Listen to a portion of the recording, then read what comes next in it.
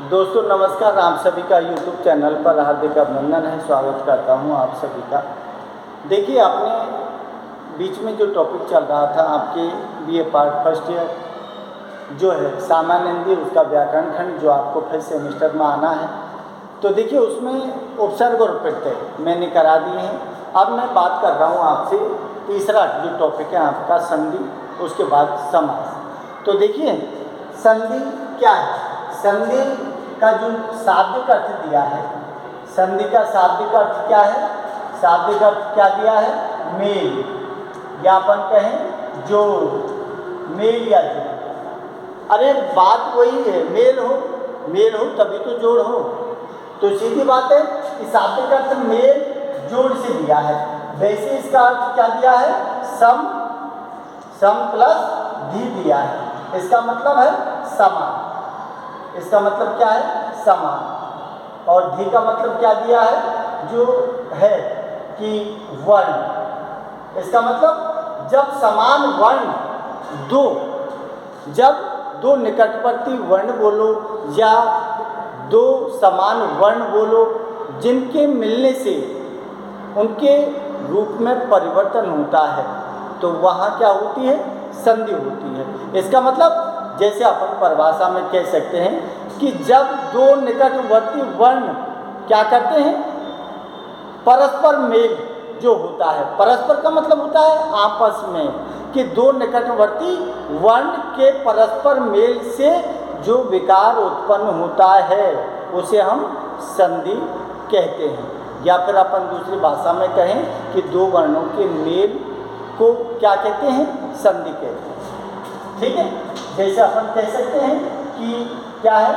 दो वर्णों के मेल को क्या कहते हैं? संधि। दो वर्णों के मेल को संधि कहते हैं। या जैसे कहा है कि दो निकटवर्ती वर्ण जब आपस में मिलते हैं, मिलने के बाद जो विकार उत्पन्न होता है उसे हम संधि कहते हैं। ठीक है, आपके लिए। अब दूसरी बात देखिए कि जिसमें दिया कि संधि क्या है? संधि क्या है? संधि के क्या है? प्रकार। तो संधि के प्रकार में आपको क्या है? संधि के प्रकार तीन आपने पढ़े। तीन का मतलब है कि जैसे स्वर संधि, स्वर संधि है पहली, और दूसरी कौन सी है आपकी? विसर्ग संधि। और तीसरी आपकी क्या है? व्यंजन संधि। इसका मतलब क्या है? ये स्वर संधि है। स्वर संधि का मतलब है कि जहाँ स्वर के साथ स्वर का मेल हो उसे स्वर संधि कहते हैं।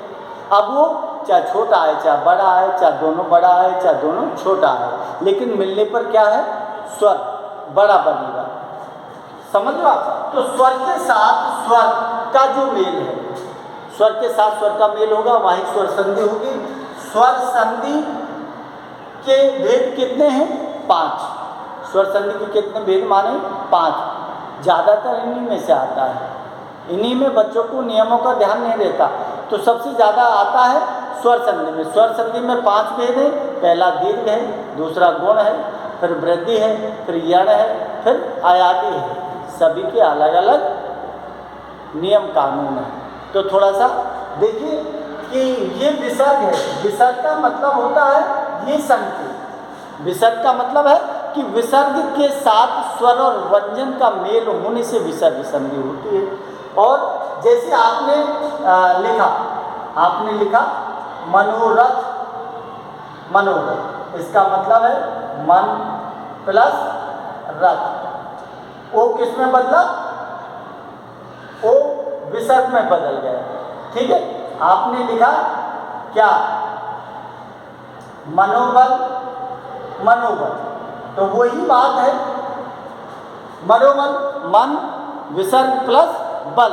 इसका मतलब है कि नियम होते हैं, उन नियमों के तहत ही ये सारी गणित चलती है इसकी संधि की। ये व्यंजन है। व्यंजन का मतलब होता है कि व्यंजन के साथ क्या होता है? स्वर और व्यंजन का मेल जो है वो बैठा है, उसके बाद व्यंजन संधि होती है। तो व्यंजन संधि जैसे आपने लिखा सत प्लस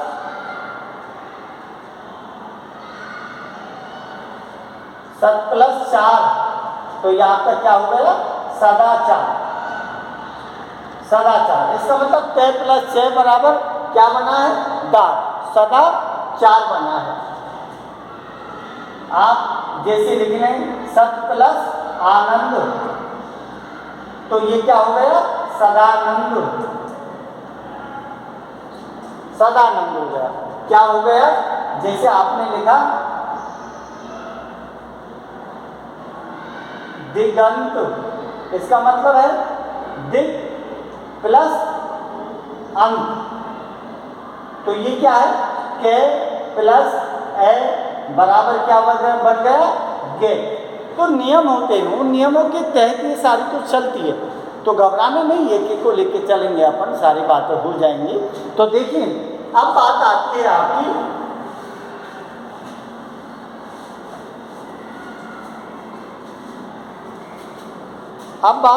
आपकी स्वर संधि। स्वर संधि, स्वर संधि, स्वर संधि के कितने भेद माने हैं? स्वर संधि के भेद माने हैं आपके, जिसमें बोला है दीर्घ, दीर्घ संधि, दीर्घ संधि। दीर्घ संधि में क्या है? अरे दीर्घ का मतलब होता है बड़ा, दीर्घ का मतलब क्या होता है बड़ा।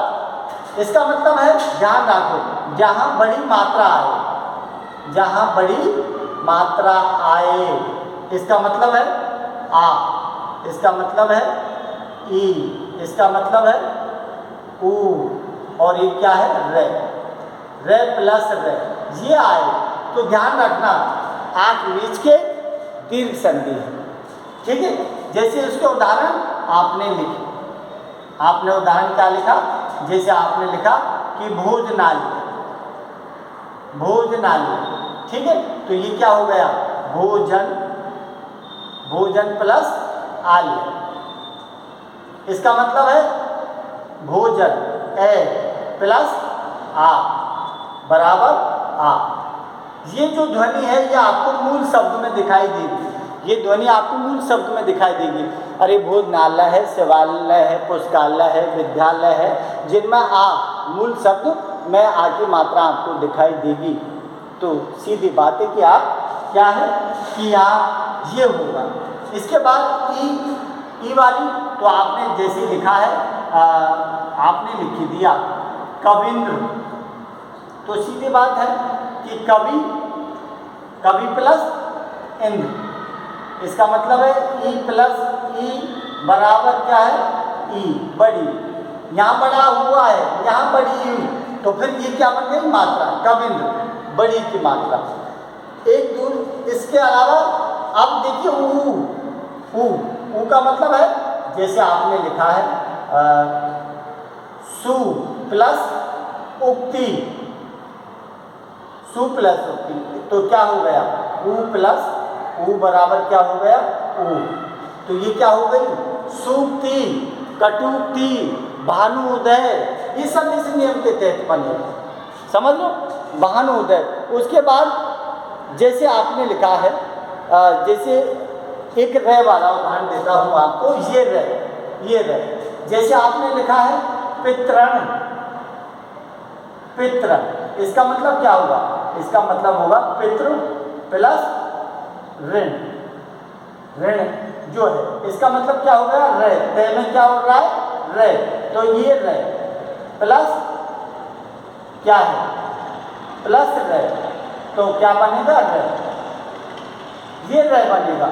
तो फिर यहाँ आपको जैसे पितरण है, जैसे क्या है मातरण है, ये सब शब्दों में आपको जहाँ दोनों ओर रे आए, जहाँ बड़ी आ की मात्रा आए, जहाँ बड़ी ई की मात्रा आए, जहाँ बड़ा ऊ की मात्रा आए, इसका मतलब है दीर्घ, दीर्घ का मतलब है बड़ी मात्रा आए, तो आप क्या करना है दीर्घ संधि है, सीधी बात है।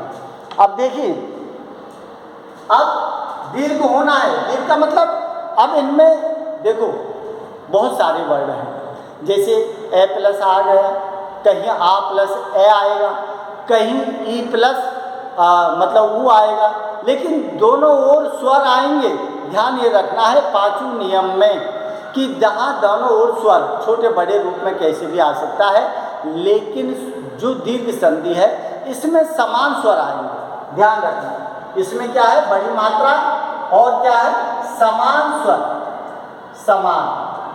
समान स्वर है, समान स्वर। समान स्वर का मतलब क्या है, समान स्वर का मतलब है ए प्लस ए, ई प्लस ई, ऊ प्लस ऊ, रे प्लस रे। ये समान स्वर है, ये समान स्वर है। इस तरह से दोनों ओर ए आए, दोनों ओर ई आए, दोनों ओर ऊ आए, दोनों ओर रे आए, तो बीच का आपको क्या करना है कि आपका दीर्घ संधि है। ठीक है।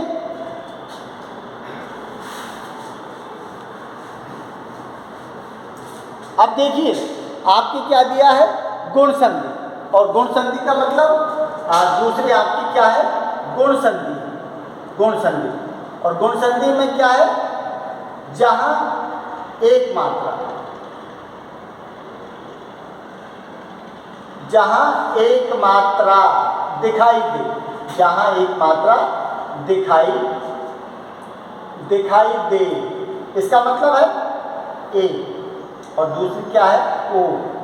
तो ये दो मात्रा है आपको, ये दो मात्रा किसी भी वर्ड में आपको दिखाई दें, दो मात्रा, तो आप समझ लीजिए। इसके साथ में ही एक कंडीशन और चलती है कि जहां ए प्लस रे, ए प्लस रे आए तो ये क्या बनता है, अर की ध्वनि आती है जो गुण में चलता है। रे प्लस रे किस में चला था, दीर्घ में। ए प्लस रे किस में चलेगा, गुण में। और रे प्लस ए किस में चलेगा, यण में। उल्टा हो जाएगा, यण में सारी चीज़ें उल्टी हो जाती है, एक के बाद वो, समझ लो आप। तो ये सारी चीज़ें उसी हिसाब से चलती हैं। तो यहाँ एक मात्रा दिखाई दे, एक मात्रा का मतलब आई और ओ, जहाँ दिखाई दे आपको, तो सीधी बात है कि आपको क्या होगा कि गुण संधि होगी। अब जैसे आपने लिखा, क्या है, जैसे आपने लिखा महिंद्र, और क्या है, राजेश, क्या लिखा है, राकेश। तो एक एक मात्रा, एक ही मात्रा, इसका मतलब है महा प्लस क्या है, इंद्र है। इसका मतलब है आ प्लस ई बराबर क्या होगा, बराबर आई होगा। तो आई की मात्रा दिखाई देती है, राज प्लस ईस, यहाँ क्या होगा, राज प्लस क्या है, ईस। तो राज प्लस ईस का मतलब है ए प्लस ई बड़ी। तो ये क्या है, वही मात्रा का संकेत आपको दिखाई देगा, राजेश, आई की मात्रा, ए का संकेत, आई बन रही है, आई का मतलब है मात्रा है। राकेश, इसका मतलब है कि राका प्लस ईस, तो फिर उसमें भी वही नियम डालेगा। अब बात आती है इसकी, ओ की। तो ओ की आप देखिए, जैसे आपने लिखा महोत्सव, तो ये क्या बना है, महा प्लस उत्सव, क्या हो गया, आ प्लस उ बराबर क्या बना, ओ बना। ओ की मात्रा आ रही है, जहाँ आई की मात्रा, ओ की मात्रा सिंगल दिखाई दे तो वो सीधा गुण संधि में। ठीक है, महोत्सव हो गया। ठीक इसी तरह से क्या हो गया, नैनोत्सव हो गया। जलोर्मी, क्या हो गया, जलोर्मी का मतलब क्या है, जल प्लस उर्मी, क्या है, उर्मी। इसका मतलब है ए प्लस क्या है, ऊ बराबर ओ की मात्रा दिखाई दी है। तो ठीक इसी प्रकार सारे नियम हैं, उनको थोड़ा सा ध्यान रखना है, उन्हीं के अनुसार ये सारी चीज़ें चलती हैं। अब देखिए इसके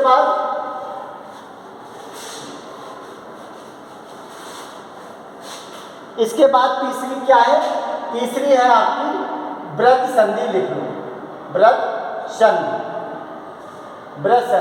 और वृद्धि का मतलब क्या है? वृद्धि का मतलब है दोगुना, बढ़ना। वृद्धि का मतलब है विकास, पीछे नहीं जाएगा, आगे। वृद्धि का मतलब है एक एक मात्रा थी, अब दो दो मात्राओं का जो संकेत होगा वो आपको किस में होगा? वृद्धि में होगा। जैसे मात्रा आपको आती है और आती है, ये जो दो मात्रा है, दो मात्रा, इसका मतलब है कि दो मात्रा जहाँ आए तो समझ जाना कि दो मात्रा जहाँ आएंगे तो आपका क्या है कि वृद्धि संधि है। अब ऐसे शब्द जो हैं, जैसे आपने लिखा है क्या? जैसे आपने लिखा क्या है? सदैव। इसका मतलब है सदा प्लस ए, ठीक है? इसका मतलब है आ प्लस ए बराबर ए, सिंगल मात्रा। क्योंकि एक की तो ये है, एक की ये, डबल हो जाएंगे तो डबल का संकेत क्या आएगा? सदैव। ठीक उसी तरह से क्या है? तथैव।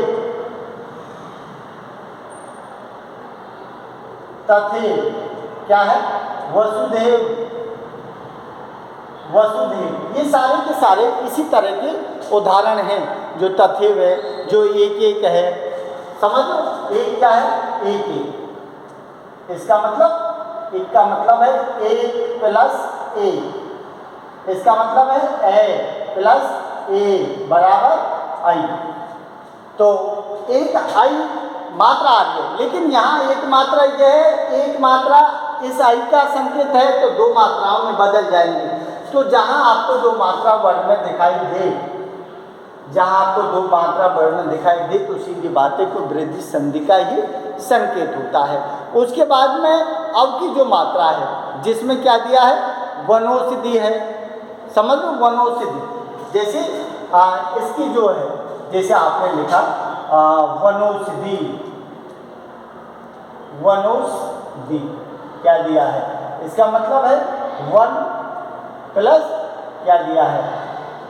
औषधि, वनौषधि। इसका मतलब है ए प्लस ओ बराबर क्या बनेगा? औ का मतलब है दो मात्रा।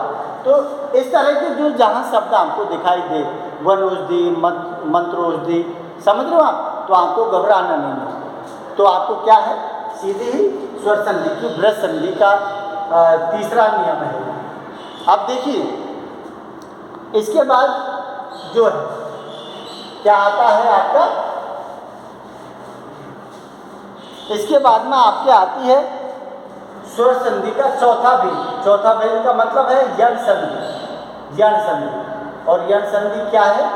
यण संधि का मतलब है कि जहाँ क्या हो? जहाँ ये, वे और रे के साथ क्या हो? आधा अक्षर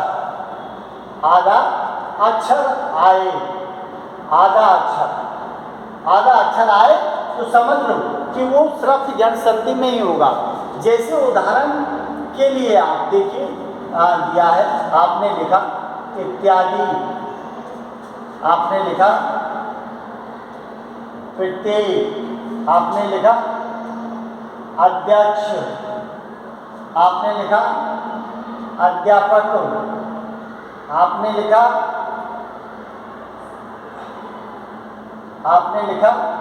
स्वागत, आपने लिखा न्यून,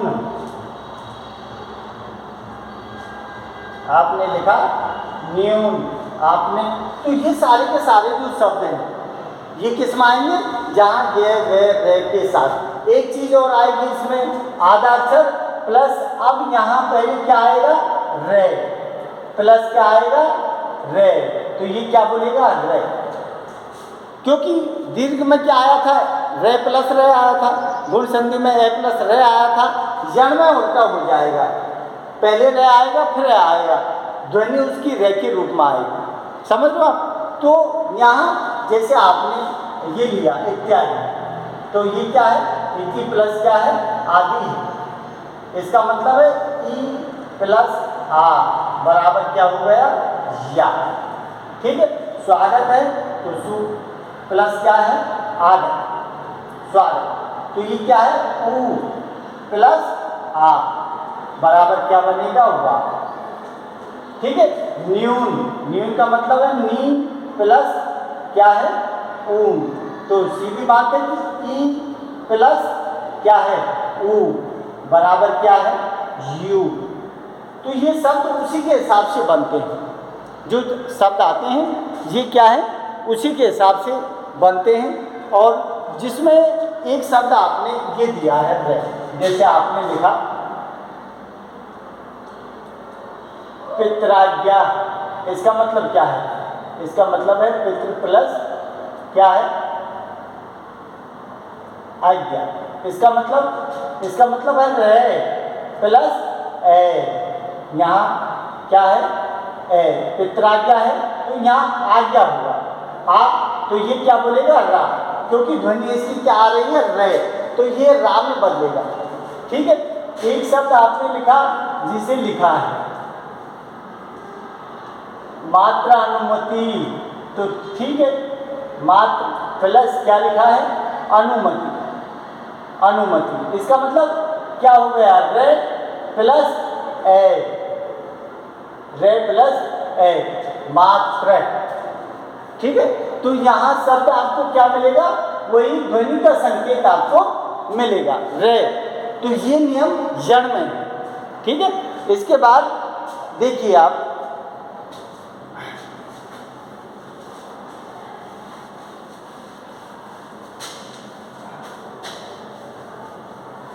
इसके बाद पांचवा जो है, जिसमें स्वर संधि का कौन सा भेद है, आयादी। पांचवा आयादी संधि। आयादी संधि में क्या आता है कि जहां आए, आए और क्या है, अब और आप की ध्वनि आए, प्रत्येक शब्द जो ध्वनि है उस हिसाब से आती है। तो जैसे लिखा है आपने नयन, आपने लिखा है चयन, आपने लिखा है भवन और क्या लिखा है, पवन। ठीक है, तो ना या नु ऐ की ध्वनि आएगी, चा या नु ऐ की ध्वनि आएगी। यहाँ ये अलग उसका एग्जाम्पल है, लेकिन यहाँ आज मात्रा के ऊपर निर्भर करेगा। यहाँ अब है तो भवनु, पवनु, जैसे आपने लिखा है ने प्लस क्या लिखा है, अन, इसका मतलब है ए, इसका मतलब क्या है, ए प्लस ए बराबर क्या होगा, आए, बराबर क्या दिया है, आए। ठीक इसी प्रकार चे प्लस अन है, इसी प्रकार क्या है, चे प्लस अन है, इसका मतलब है ए प्लस ए बराबर क्या दिया है, ये जो दिया है ये।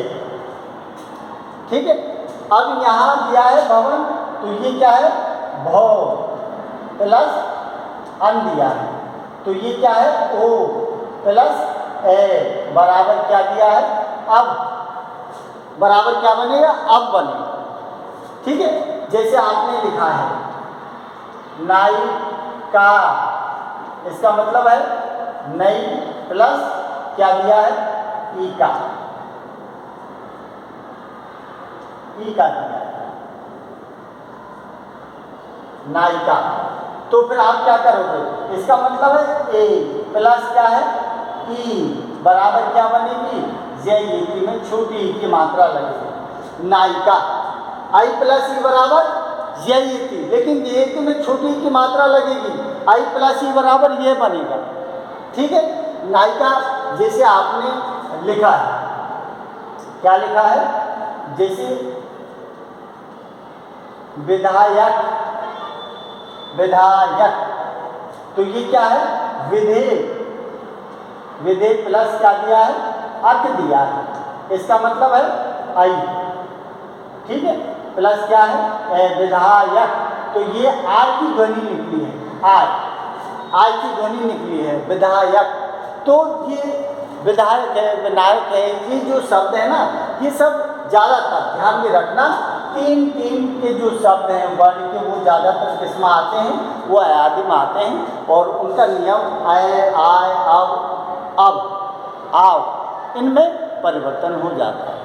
तो ध्यान रखना, ये आपके स्वर संधि के भेद हैं। अच्छा लगे तो लाइक शेयर, नहीं कोई बात नहीं, आप आराम से देखिए, पढ़िए। नमस्कार।